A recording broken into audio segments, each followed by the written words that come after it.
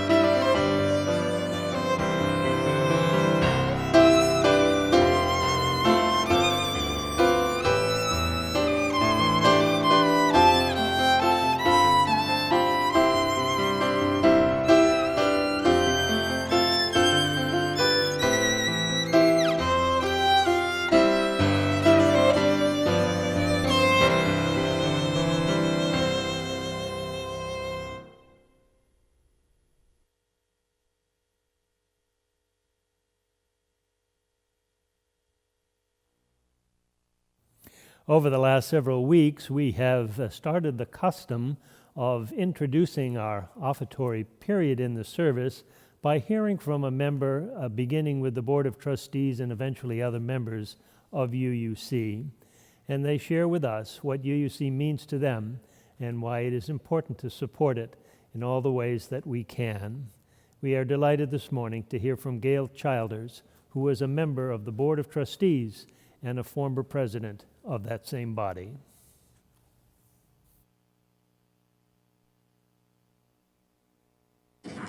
Good morning, all. I hope today finds you safe and healthy. My name is Gail Childers, and I am a member of the Board of Trustees here at University Unitarian Church. I've been asked to share a little of my story and why giving to UUC is so important to me and my family. Well, when Rebecca and I first came to UUC, we had hoped to find a church that shared our values, one where we felt that our children might grow up and find a community of friends. And we didn't know at that time just how active they would become in the church and in regional and national conferences here, or that we'd become so involved as mentors and teachers and trustees, or that we would find the home that we'd hoped for in a church that was so active in social justice issues. But we did find that home here, and because those things are so important to us and have been given to us, and we find ourselves always inspired to give back to the church in that way. Every time I come to church and I listen to a sermon, it always brings me to a higher place to think about those things that I want and that are important to me in this life. And it inspires me to take action either in service or in financially supporting those institutions that show what's important to us. So that's the reason I give. It's a really simple choice. It's not a hard decision. I support UUC because it has always given to me as others have given to the church, so that it's here for me. So I hope that you will do the same. Please join me as we say our offertory words. This church is a community of ourselves. Its energy and resources are our energy and resources. Its wealth is what we share.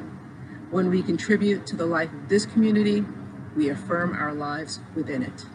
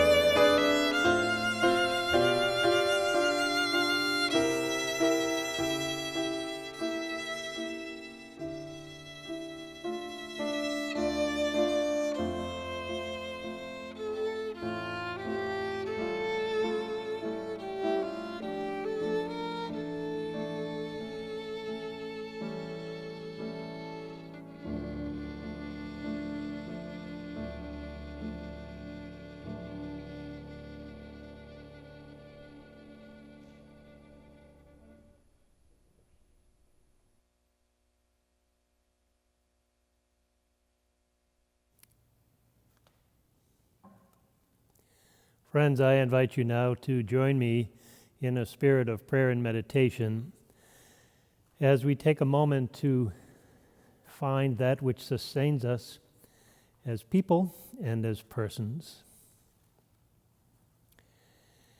In the turbulence and the loneliness of our living from day to day and night to night, may we keep in touch with our roots so we will remember where we came from and with whom. May we keep in touch with our feelings so we will be more aware of who we really are and what it costs. May we keep in touch with our minds so we will know who we are not and what that means. And may we keep in touch with our hopes so we will grow toward where we want to go and know for whom. We need to be released, each of us, from the arrogance of assuming we know enough to criticize others. Released from the timidity of presuming we do not know enough to help others. We need to be released from the illusion of claiming we have changed enough when we have risked only a little. That so liberated, we will be able to make some of the days to come different. We cannot escape the tensions that wind us tight, but we can seek a sense of direction in which to move once wound, a sense of humor about our disappointments, a sense of puzzlement for the elegant puzzlement of being human, and a sense of gratitude for this wondrous world in which we are most privileged to live. To these imperfect words and ill-shaped thoughts, we add the silent intentions of our hearts.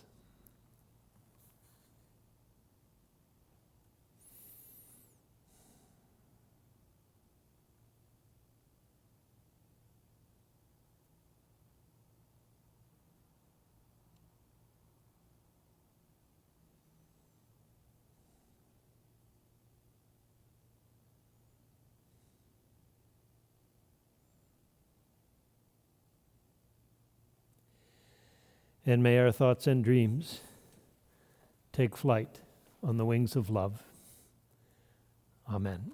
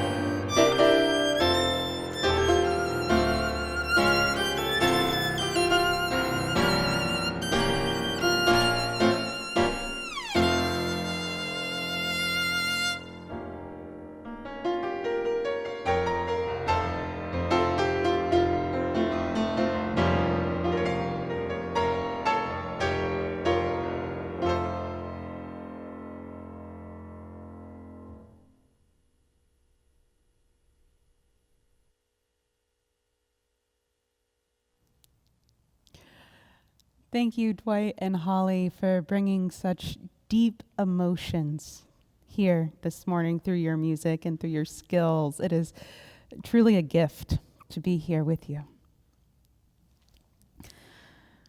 There are many days that scrolling through Facebook is a short path to overwhelm, outrage, or just a general numbness interrupted with not nearly enough cat and baby pictures.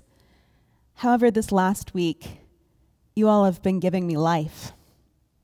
I have seen so many images of you and people the whole nation over dropping off your ballots and smiling behind masks, mailing hundreds of letters to voters all over the country, and waiting in long lines to vote with a determination that defies suppression. Images of so many people putting their heart into this sacred, secular, and central act of voting in a democracy. As the song on our hymnal goes, "And I'll bring you hope when hope is hard to find."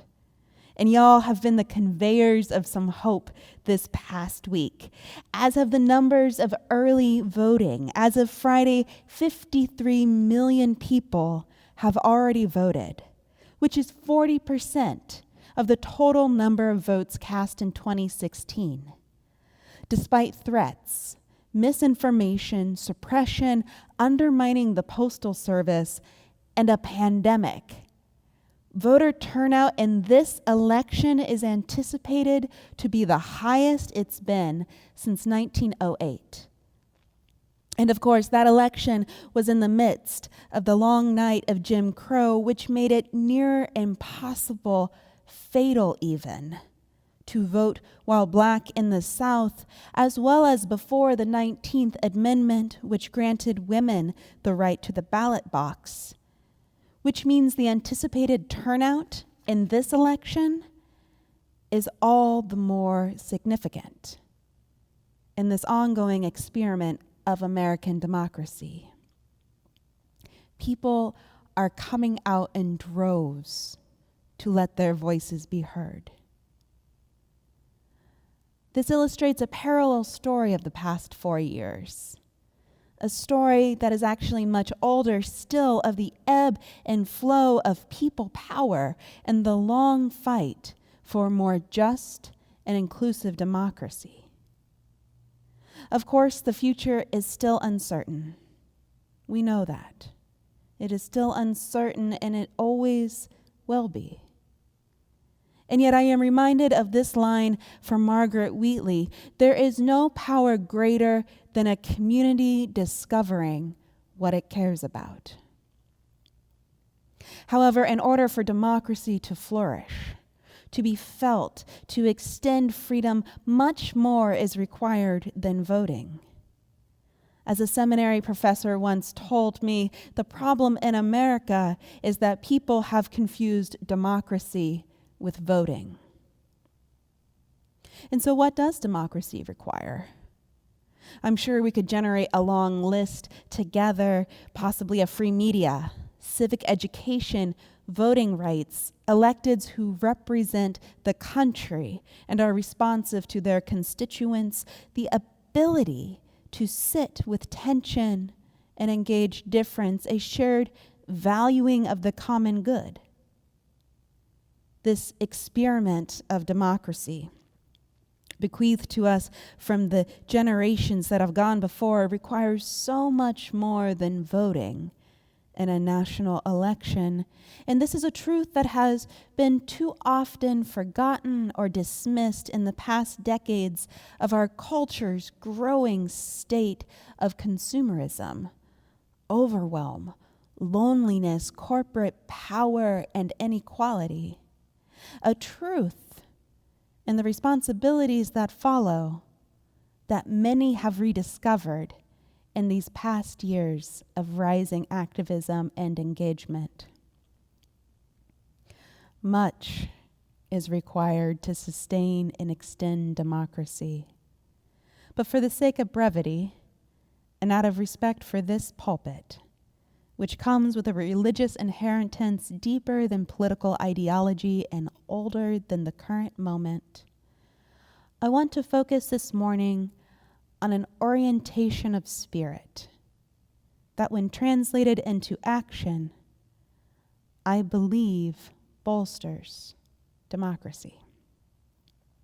This is an orientation that James Luther Adams, Unitarian ethicist and theologian, wrote and spoke about over his long career. An orientation of the spirit that has animated communities and exemplars alike over the past centuries. James Luther Adams, though he spent much of his career in academia and not necessarily in church ministry, he repeatedly emphasized the importance and inheritance of the free church. Informed by both his upbringing in a Christian fundamentalist household and his theological study in Germany during the rise of Hitler, JLA understood the need for religious communities that are devoted to the free exchange of ideas, open to continual reformation, free from authoritarianism, and guided by the prophethood and priesthood of all believers. Religious communities that are formed and reformed by the gathered congregation as they listened and responded to the power and presence of Spirit. From witnessing the emergence of fascism in Nazi Germany and the resounding silence of the churches there, he called for the free church to speak out against injustice, to critique the powers and principalities, and to be a voice for the voiceless. It was not enough to practice freedom within the congregations. To be free came with moral obligations, came with responsibilities. Otherwise, he feared that the liberal culture of individualism, prevalent also within liberal religion, would overpower our religious and social responsibility to the wider community. And the liberal church would give its implicit blessing to the status quo. As Unitarian Universalist, this free church tradition is our inheritance. It is the reason why we practice democracy and the dispersal of power in our own congregation, and why the community is involved in governance, decision-making, the calling of leaders, and the discernment of mission. JLA reminds us that these practices are not without a theological basis, and that basis is covenant. Our shared promises and the responsibilities born from our interrelatedness. Covenant, however, should not be understood as merely a set of agreements between people. Our promises to one another and to the community as a whole are all intimately held and radically shaped, reflected in our connection to the creative, sustaining, commanding, judging, transforming power, reflective of the power of Spirit and the love of God. He wrote about the covenant of being is not merely a covenant between human beings. It is a covenant between humans in the face of reality. You might well be asking, what do you mean by God's love? What evidence is there of it in a world so full of suffering? JLA understood and experienced God's love in part to be the community forming power.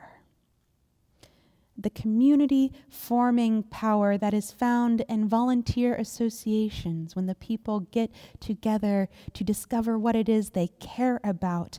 The community forming power that he believed is present in and available to every human heart and mind. As a person of liberal faith, called not only to the sanctuary but to the streets, this is the orientation of spirit that I believe participative democracy calls for. An orientation toward our moral obligations and our promises to one another. Orienting towards that transforming, creative, community-forming power that is present in both people and persons, and a turning towards the presence and the power of love. With the rest of our time this morning, I'd like to share a couple stories of people who were so oriented. People who took great risks to extend human freedom and human flourishing, who placed their faith in the power of connection, and who amplified the power of courageous love, of God's love, through their lives. Ella Baker spent her entire adult life trying to change the system. A daughter of the Jim Crow South and granddaughter of slavery, she was a pivotal organizer in the Black freedom struggle. She worked within the three prominent Black organizing groups of her day, the NAACP, the Southern Christian Leadership Council, and she guided the Student Nonviolent Coordinating Committee in its formative years. She mentored them. And yet her name has so often been forgotten in the telling of that history, which instead has focused on the individual Black men who were often the face of the movement. Men she worked alongside, but was often critical of, in her critique of unchecked egos, of non-democratic decision-making, and the worship of individual leaders. Baker's theory was that strong people didn't need strong leaders.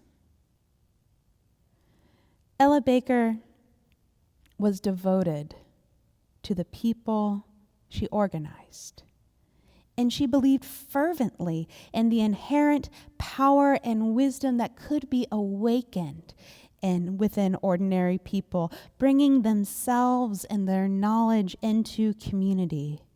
In her view, people had many of the answers within themselves. Teachers and leaders simply had to facilitate the process of tapping and framing that knowledge, of drawing it out.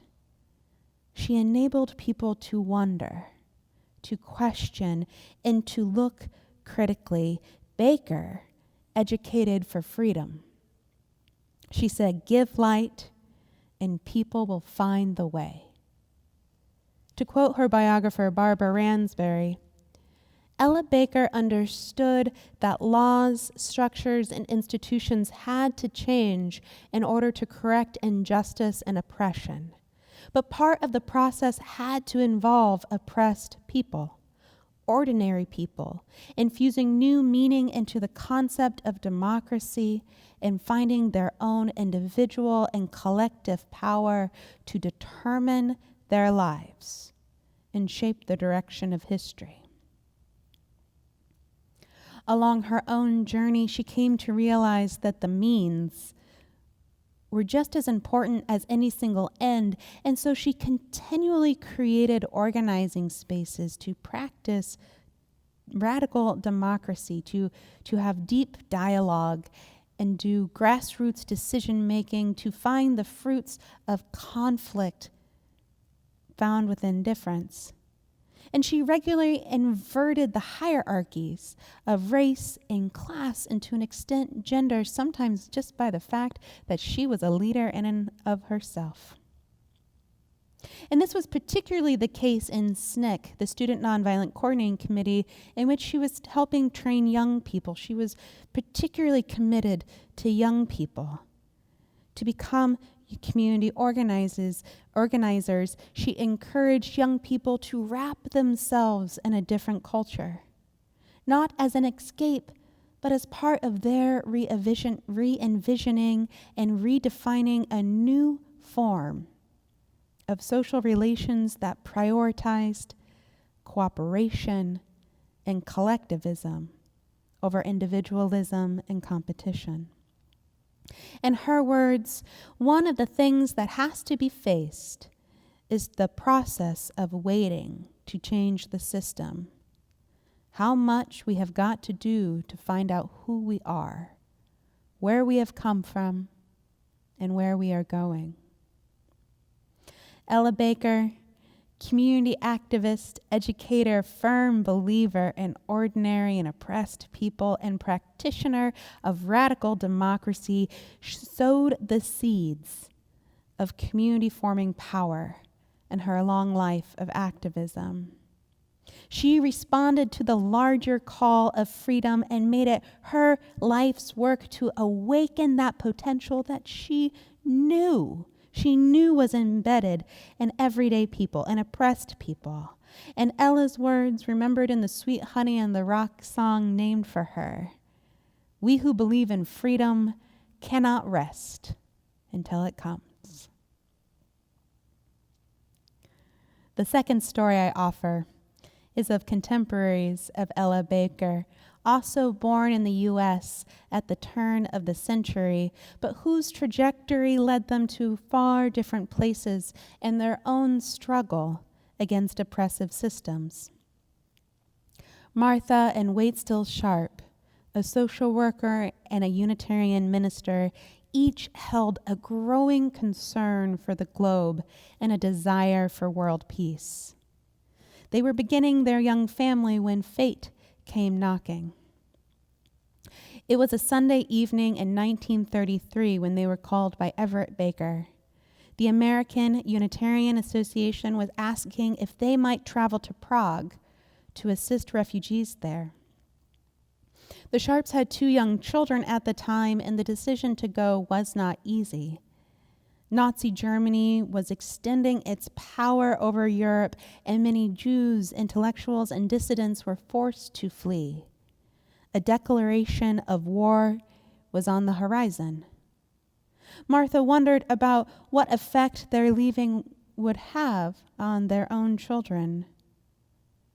And she also wondered about the impact of choosing not to go, what impact that would have on refugee children.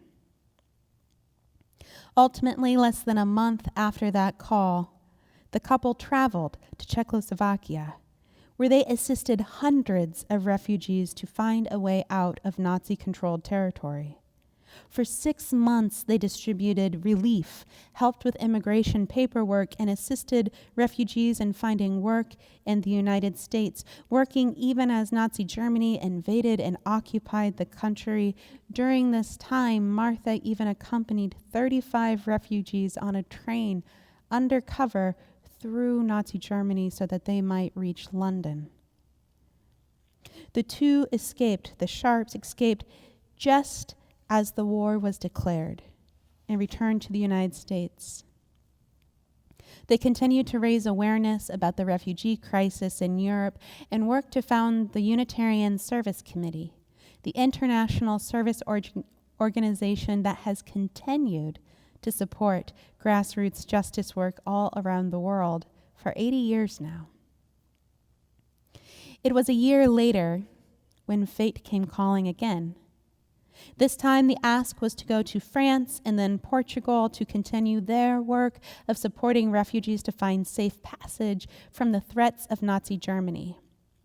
In Europe, once more, the 2 worked tirelessly to resettle and bring aid to refugees. Martha, in particular, worked to organize groups of children to travel to the United States, leaving their refugee parents in Lisbon, not sure if they would ever see them again. She wrote, "Every life we touched had its own drama. One can only manage a miracle every so often, but a series of miracles can happen when many people become concerned and are willing to act at the right time." Overall, the couple assisted thousands of refugees and saved many lives. Even after the war, both Waitstill and Martha continued to work to relieve the suffering of refugees, their destinies intertwined with people forced from their homeland. Martha worked continuously to support Jewish refugees in Palestine, Iraq, and Morocco, as well as political refugees from Spain. Waitstill worked in Cairo to assist refugees in the Middle East within the recently formed United Nations, which had emerged in response to the devastation of World War II in hopes of maintaining world peace and fostering the bonds between nations. As it is UN Sunday this morning, I want to honor the creative and hopeful promises of the UN that emerged from that devastation and destruction. Across human history, creation and creativity rise from the ashes of despair, responding to that abiding call of love. What made it possible for the Sharps to respond to the moment as they did? What called them to enter into history by entering into what many considered hell itself? Their Unitarian values certainly did. Their belief in the inherent worth and dignity of every person and their vision of global community, but their courage,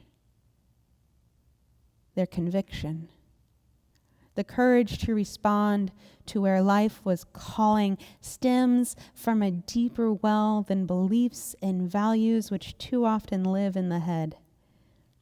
They turned toward and stepped into the power and presence of the Spirit of love. And this allowed them to take extraordinary risks to honor their moral obligations, their covenants with people far different than themselves. This morning we have heard about ordinary people responding to extraordinary circumstances. People who said yes to the call of love again and again over their lives, which stretched the last century. People who worked to harness and ignite the community-forming power in response to the evils that were before them. We who witnessed the spark of the most holy in the people they committed their lives to. We too, ordinary people, live in extraordinary times. What will be our response as persons and as a people? I pray that we let covenant be our guide, that our freedoms be wedded to our responsibilities, trusting that we do not do this alone, but within the great cloud of witnesses, within community, supported by the labors of our ancestors and animated by the Spirit of life and the love of God. Amen. Would you please join me now in singing hymn number 121, We'll Build a Land.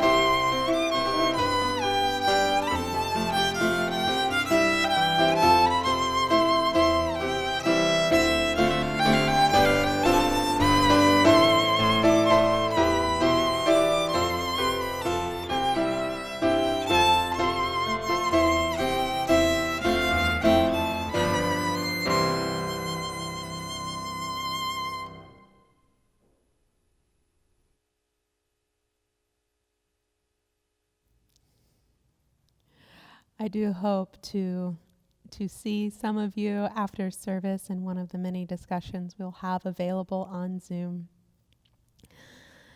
I close with these words. The human heart is the first home of democracy. It is where we embrace our questions. Can we be equitable? Can we be generous?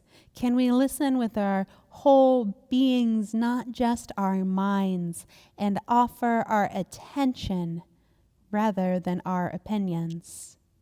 And do we have enough resolve in our hearts to act courageously, relentlessly, without giving up ever, trusting our fellow citizens to join with us and our determined pursuit of a living democracy? Terry Tempest Williams. Blessings on your day, my friends.